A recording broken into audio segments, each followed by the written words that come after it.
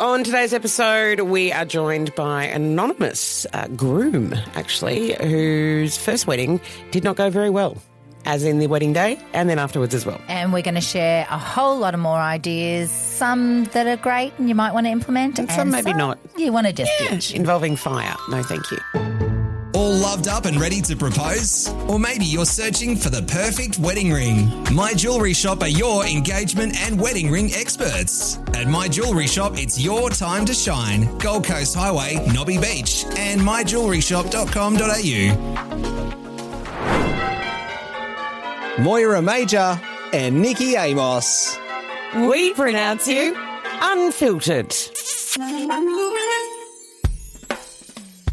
Welcome to We Pronounce You. Unfiltered. It is the final episode of Season 2. What? That's gone so quickly. It really has. Thank you to everyone who has been listening to us. If you know someone planning a wedding, do them a favour and share the podcast with them. You can also email us, tell us your stories, and of course, catch up on all of the shows that we've done so far on our website, wepronounceyou.com.au. We're turning into the same person. A big welcome to Jode on the Road Photography, Maddie Rose, Karen Harbour, Paulie B, and also Pinny the Potter. That's a cool name. Yeah. They've joined us on Instagram. And we've got Tara, Aladdin, Ellie Cavo. Why do I always get the hard ones? You're the Italian. You should be able to. No, not Italian. Sorry. I'm so sorry. I did talk a lot with my hands. Amy Smith and Kylie Wyote on TikTok.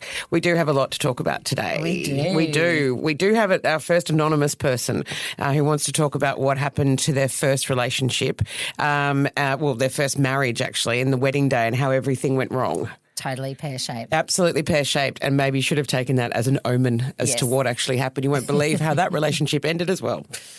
But here's something that we want to talk about first. We found this post. We are shocked by this post. It is a bride who makes her bridesmaids sign 37 strict rules before the wedding. I cannot believe some of these things. I know. Hey? We're not going to go through all 37, but why don't we pick some to go through? Look, first and foremost, how very dare you? Yeah. Cannot gain more than 3 kilos between now and the wedding. Yep, we'll only wear black or dark brown hair on the day of the wedding. We'll only wear lashes if they are professionally installed. Have to attend the bridal shower, the bachelorette party, fitting and rehearsals and wedding. Only time this can be missed is by death or jail, pregnancy over 5 months and some sickness with doctor's notes. This cannot be serious. I've been thinking the same thing.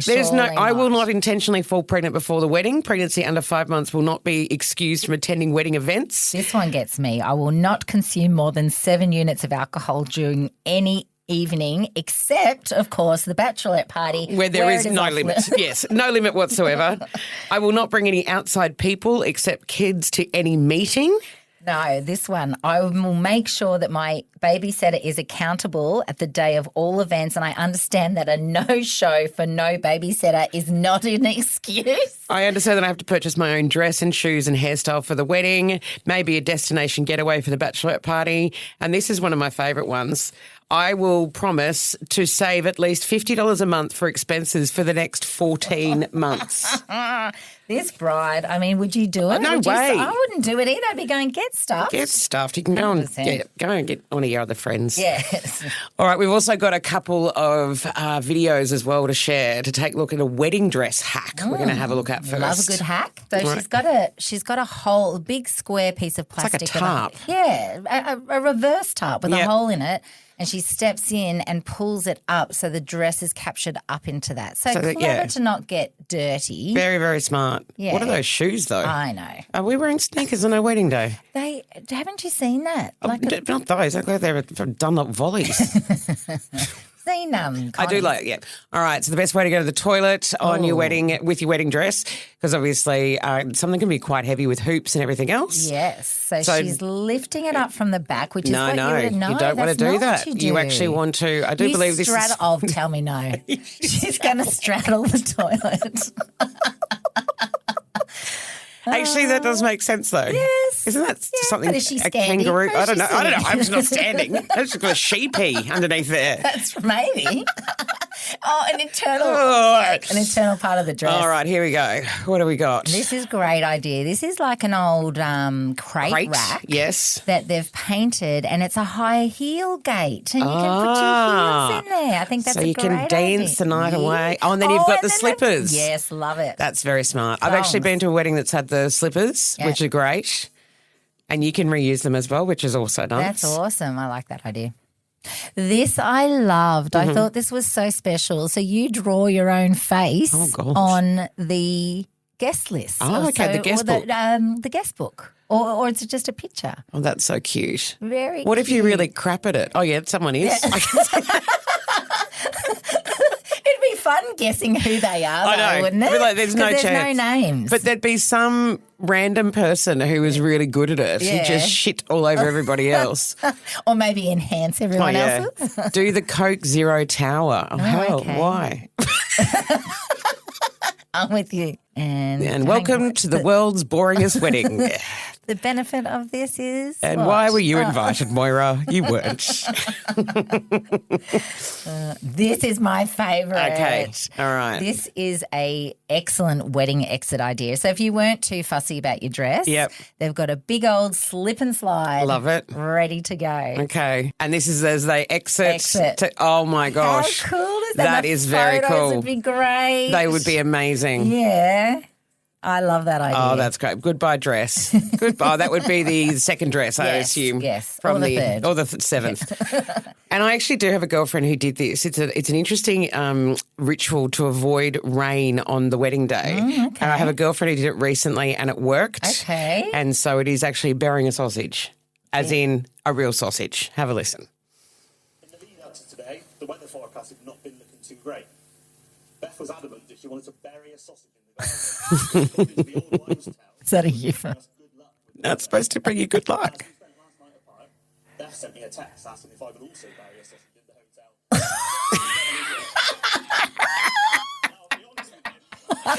You probably got the wrong Yeah, I think you got the wrong idea there, buddy.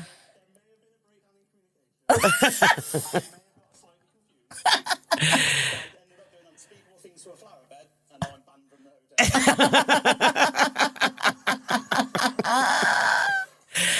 Oh, that's my fantastic. goodness. Absolutely Very good. wonderful. All right. Well, that is quite the list. Interesting bunch of people and sausages. We're going to be joined by Anonymous next. Exciting. I know that I've got a lot of jewellery that's just sitting around, old pieces, usually from my aunt, my auntie, beautiful Auntie Glenda. God bless her little cotton sock. She had good taste in jewellery. And the grandparents. I've got European jewellery. Beautiful. Yeah. Well, if it is, just sitting around at my jewellery shop, they can breathe new life into your old jewellery. I would like to honour some of my mum's and my aunt's jewellery by putting it together into something really nice. Now, obviously, I need help with that. Now, if you're like me and have some jewellery just sitting around, you need some help, you want someone you can trust, take your near forgotten pieces and redesign them into the now while still maintaining that sentimental importance. You're taking something old, add your special touch, and we create something new. Beautiful and a lovely way to remember someone very important. At my jewellery shop, it is your time to shine. Gold Coast Highway, Nobby Beach. And myjewelleryshop.com.au. You can find them on Instagram too. All loved up and ready to propose? Or maybe you're searching for the perfect wedding ring. My Jewellery Shop are your engagement and wedding ring experts. At My Jewellery Shop, it's your time to shine. Gold Coast Highway, Nobby Beach, and myjewelleryshop.com.au. Now, Nicki, this is the first time we're going to do an anonymous podcast. I know, I'm excited. The reason why is because the wedding we're about to talk about, the relationship ended very badly. Okay. And there are still people who are around, so to speak. Yep. So pretty much what we want to do is just keep this person anonymous, but actually hear the real story. Perfect. So that means that no one's going to be hurt. holes barred. No holes barred, because there is no way that people will figure out who this person is. Excellent. So we're not naming them. Okay. We're not doing anything. All right. Okay. Anonymous, let us call you Elijah, because that is a fantastic name. Elijah, thank you for joining us. Pleasure. All right. So tell us about, how long ago was this wedding? 2004. 2004. And it was a wedding here on the Gold Coast. Yes. And what happened on the wedding day? What are the big things that happened on the wedding day? Oh, how long does this go for? About 3 hours, if you would like it to. The longer the better. So I was marrying into a Dutch family, and they have a very traditional Dutch family that followed a lot of their beliefs and stuff like that, which I was all good with, don't worry. So I thought they were lovely and very good and stuff like that. So it was a big family affair. A lot of the relatives were coming over from Holland for about 3 weeks to celebrate the wedding and everything after the wedding. So you're looking at about 11 family members flying from Holland. So, it's an expensive trip, you would think. And that to me personally, it meant a lot that the people over in Holland, were willing to make that trip for me and then my ex-wife. So the wedding day, everything started fine and all that. In the what I was living in the Dutch way of things, you don't spend the night apart. You don't spend the night separately. You spend the night, and I don't know. This could be a European thing. I'm not sure. We spent the night together. Then the ex-wife went off to get ready, and I sort of got ready in my room, and then they capture the look on my face, which I thought was kind of odd because I thought, well, it's more about her, isn't it? And Yeah. photography to capture the look on her face and stuff like that, and that all went really well and stuff like that, and then we all, my ex-wife and myself, my then fiance, got into it was a Jaguar, I believe, and was driven there by the mother and father-in-law, and So you travelled to the wedding together. So it wasn't as in brides and their fathers usually in the car. It's the bride and groom together. Okay. That's right. I believe in Holland they actually arrive. Traditionally, they arrive on horse and cart. Oh, lovely. Oh, that'd be nice. Oh, that'd be lovely. Yeah. And they with the parents of the bride. And what was the vibe when you were going towards the wedding? Yeah, look, I felt, and it was weird. You got that gut feeling, kind of feel that something might not be Not right a great or something feeling heading into the No. wedding. Did you think at that stage to call it off at any stage leading up to that? No, because I thought, no, I've committed to this. Okay. I need to make it work. I come from a family where my parents, my grandparents, married once, that was it. I committed, I asked this lady to marry me. So from that point on, I had to make it work. So you went through with the wedding, the actual ceremony itself. How was that? Yeah, it was lovely. It was a lovely setting. It was the funny thing was it was owned by Dutch people, Okay. which excited the Dutch Family. contingency very much because they like to keep to their own and stuff like that. So they were very excited. Unfortunately, when we turned up to the wedding venue, and this was the first sort of thing that went a bit pear-shaped, it had been management had changed hands to a Greek family, and they didn't know. And the Dutch mother-in-law to be at that time was none too pleased.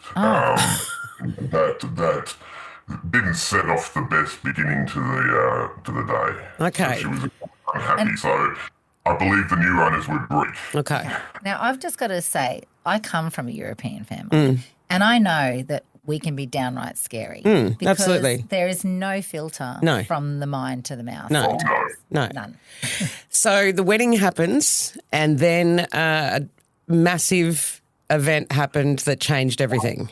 This is strange because where we were, we didn't see any storm clouds or anything. It was a little bit cloudy, but it was nice. It was about 2:30 in the afternoon, and it was a nice day. But apparently over more west, not too far behind us, there was a really bad storm coming in. And there was a single lightning strike that took out some power pole and wiped out all the lighting and power to this venue. Everything. Yeah. So the weddings happened, And now the lightning reception's- strike, reception blackout. Yes. So we're off getting our photos. My brother comes down and informs me and my bride at the time that we've got no power.